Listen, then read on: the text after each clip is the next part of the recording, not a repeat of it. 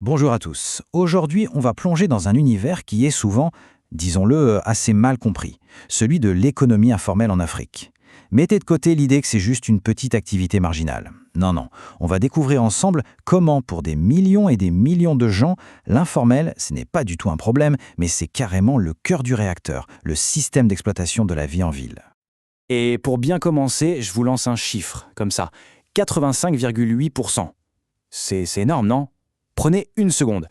À votre avis, ça représente quoi ce chiffre, à l'échelle de tout le continent africain? Allez, une petite idée? Eh bien, la réponse, la voilà, 85,8%, c'est tout simplement la part de l'emploi informel en Afrique. Donc on n'est pas du tout dans l'exception ou dans l'anomalie, c'est la norme. C'est la réalité de tous les jours économique et sociale pour une majorité écrasante de la population active. Alors, voilà le programme pour aujourd'hui. D'abord, on va voir pourquoi l'informel est une réalité absolument incontournable. Ensuite, on va plonger dans la vie de tous les jours, au cœur de ce système. Après ça, on parlera d'un sujet lourd, la double peine, puis de comment on pourrait repenser la ville, et on finira sur des pistes de solutions concrètes. Allez, on y va. Bon, première étape, une réalité incontournable. C'est super important de bien comprendre ça dès le début. L'informalité, ce n'est pas juste un problème qu'il faudrait résoudre. Non, c'est la réalité fondamentale. C'est même la manière principale dont les villes africaines se construisent aujourd'hui. C'est vraiment le point de départ de tout. Mais alors, concrètement, l'économie informelle, c'est quoi? Pour faire simple et efficace, on peut dire que c'est toutes les activités qui créent de la valeur, qui ont une valeur marchande et qui pourraient faire partie du PIB si elles étaient déclarées. Attention, ça ne veut pas dire que c'est illégal. Ça veut juste dire que ça se passe en dehors du cadre officiel, des réglementations formelles. Et quand on regarde les chiffres, franchement, c'est vertigineux. On a parlé des 85,8% d'emplois. Mais ce n'est pas tout. L'informel, c'est aussi 78% de tous les nouveaux emplois créés. C'est entre 60 et 80% du tissu urbain des pays en développement. Et si on regarde à l'échelle de la planète, on parle de plus de 61% de la main-d'œuvre mondiale. C'est donc une source, mais absolument vitale, de revenus, de logements, de services pour des milliards de gens. Ok, maintenant qu'on a vu les grands chiffres, passons du macro au micro. Comment ça se passe au jour le jour? On va explorer le côté humain de tout ça. On va voir que dans les quartiers informels, une maison, ce n'est pas juste un endroit où on dort, c'est un vrai moteur économique et social. Prenons l'exemple de Nema, qui vit à Dar es Salaam, en Tanzanie. Au premier abord, on voit une habitation plutôt modeste. Mais il faut voir au-delà. Cet espace, c'est bien plus qu'un toit au-dessus de sa tête. C'est un outil économique, un pilier social pour elle, mais aussi pour tout son entourage. Sa maison, c'est une vraie petite fourmilière. Neima, là, elle prépare des samoussas pour sa cantine. Mais juste à côté, il y a la fabrication de savon. Un peu plus loin, on trouve un service de manucure, du recyclage de métaux, un point pour recharger les bouteilles de gaz. Bref, le moindre coin est optimisé, utilisé. C'est un véritable écosystème économique qui tourne à plein régime. Autre exemple tout aussi parlant, à Dakar cette fois, au Sénégal. Chez la famille Traoré, l'activité principale, c'est l'élevage. L'élevage de moutons. Et vous savez où ils le font? Sur le toit de leur maison. 50 moutons sur le toit. Ça leur assure un revenu vraiment important, surtout au moment des fêtes. Là encore, la maison et le travail, c'est la même chose. Alors, on pourrait se dire, les histoires de Neema, de Traoré, ce sont juste des anecdotes, des cas isolés. Eh bien pas du tout. Une étude a été menée dans 3 grandes villes africaines et le résultat est juste hallucinant. 84,5% des activités qui s'y passent sont invisibles. Invisibles pour la planification officielle. Ça veut dire quoi? Ça veut dire que les urbanistes, les autorités, en fait, ils ne voient qu'une toute petite fraction de ce qui fait vraiment battre le cœur de la ville. Bon, il faut être honnête, cette économie, elle a aussi ses zones d'ombre. Et très souvent, ce sont les femmes qui payent le plus lourd tribut.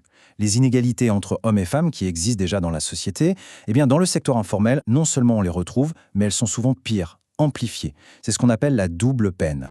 Un des aspects de cette double peine, c'est la fameuse double journée.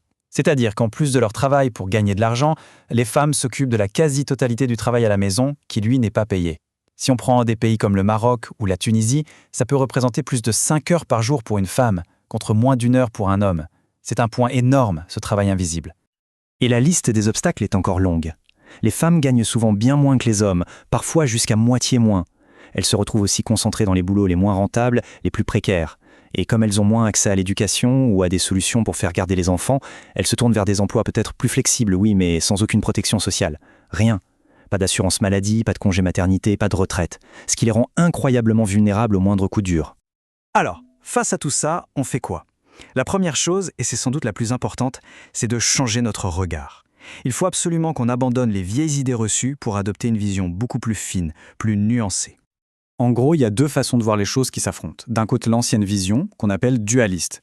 C'est l'idée que le formel et l'informel sont deux mondes qui n'ont rien à voir. L'informel, c'est le problème qu'il faut éliminer à coup de répression. Et de l'autre côté, il y a la nouvelle vision, celle du continuum. Là, on reconnaît que les deux mondes sont en fait hyper connectés. L'informel n'est plus un ennemi à abattre, mais une réalité qu'il faut comprendre et surtout accompagner avec des politiques intelligentes.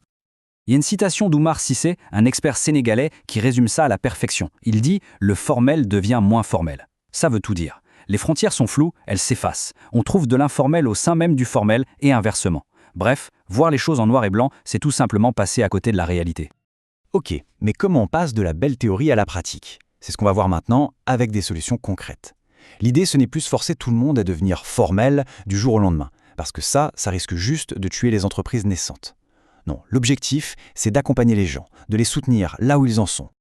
L'Organisation internationale du travail, par exemple, propose une stratégie en 4 points. Premièrement, adapter les lois et les règlements à la réalité du terrain. Deuxièmement, aider les gens à développer leurs compétences, leur esprit d'entreprise. Troisième point, et c'est capital, étendre la protection sociale, la santé, la retraite.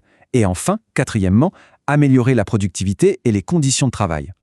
Et ça marche. Il y a des exemples qui sont vraiment inspirants. Prenez Equity Bank au Kenya. C'était une banque qui était au bord du gouffre. Ils ont tout changé pour se tourner vers la microfinance, pour s'adresser aux gens de l'économie informelle. Résultat, aujourd'hui, ils ont presque 2 millions de clients à faible revenu et la banque est rentable. C'est la preuve qu'on peut tout à fait créer un modèle économique qui fonctionne pour ce secteur. Un autre cas d'école, c'est le Rwanda, avec son système de mutuelle de santé. Regardez un peu cette progression, c'est fou. En à peine 5 ans, le taux de gens couverts par une assurance maladie est passé de 7% à 85%. C'est la preuve que, quand il y a une vraie volonté politique et qu'on met en place un système qui est bien pensé, eh bien c'est possible d'étendre la protection sociale à tout le monde, et très vite. Et pour revenir à l'essentiel, il y a cette phrase de Sarah Nandoudou, une responsable communautaire en Ouganda, qui dit tout. Elle dit « Nous devrons peut-être supprimer les bidonvilles ou l'informalité, mais il ne faut pas se débarrasser des gens. Le but, ce n'est jamais de nettoyer pour faire joli. La vraie question, c'est comment on améliore la vie des gens, comment on les aide. Il faut que l'humain reste au cœur de tout. » Donc, si on résume, les clés pour que ça marche, elles sont assez claires. Il faut toujours partir de la réalité du terrain. Il faut construire les règles avec les gens qui sont concernés, pas contre eux. Il faut proposer des avantages, des incitations, et y aller petit à petit pour ne pas tout casser.